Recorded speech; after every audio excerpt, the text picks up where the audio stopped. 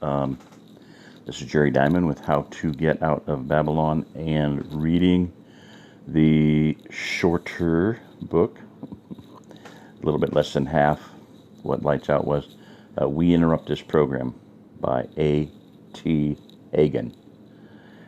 And I am on page, and like I said, shoot me an email and I will send you the PDF about page 12. Okay. Section, I think it's going to be section 7. I'll figure it out later. Limitations, part 1. August 15th, 2002, 6 a.m. The mantel clock was softly chiming the hour when Anne stepped through the door of Melinda's room into the living room, shaking down a thermometer. John ran his fingers through his hair. Well, a tone of worry in his voice. Any change?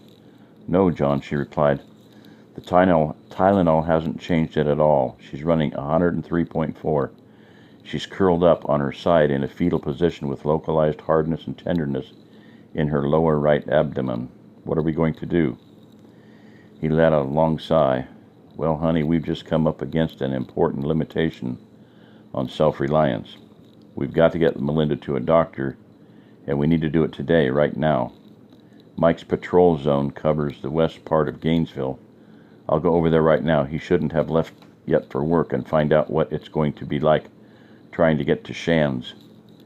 We haven't been a mile away from the house since impact, and from what we've been hearing on the radio, I suspect it's getting pretty bad in town. Giving his wife a kiss, he stood up and headed for the back door. I'll be back as soon as I talk to Mike, and we'll take her in the van. A few seconds to don his slicker, and he was gone, lost into the rain and darkness. 400 yards down the road, he came to Mike's gate. Hello, the house, he shouted from the road.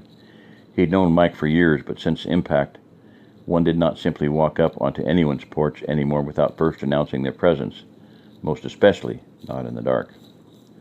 Word had come last week that a neighbor of Miguel, the store owner, had been found dead in his living room, his house ransacked. Now, passing through someone's gate uninvited was asking to come face to face with a shotgun, or worse, like, the angel of death. I'm just kidding. Comments. A light sprang from the deeper darkness of the porch and played across his face and hands. Morning, John, Mike called from the door. What brings you calling so early this morning? Mike, I need to talk to you. Mel's bad sick and needs a doctor, maybe a surgeon. I want to take her into Shands, but from what we've been hearing on the radio, I suspect it's going to be a chore to get there. What can you tell me about the situation in town? Are you sure she really needs a doctor? No, I reckon you are, or you wouldn't be here. Okay, I tell you what, I go on shift at 8 o'clock. If you give me a lift to the hospital, I'll have my partner meet me there. Since impact, we're all partnered to save fuel. And for other reasons, and he's got my car, and for other reasons, he's got my car. I'll be in uniform and we'll be able to get you through the checkpoints faster than you'd get through otherwise. John nodded and said, Is it as bad as that? I'd heard that the guard had set up checkpoints, but I thought they were just looking for looters and whatnot. Mike studied his shoes for a moment and came back. Yeah, it's bad, all right. Might get worse, too. He let out a sigh. Probably ought to fill you in anyways. The way things are going, it might come to community involvement toward the end.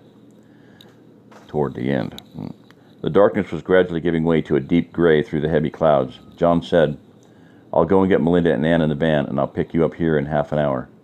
Sounds like a plan, then. Oh, and John, wear a sidearm. Wear it openly and put a rifle in the back. John turned and walked back towards his house, the rain stealing the sounds of his boots on the pavement.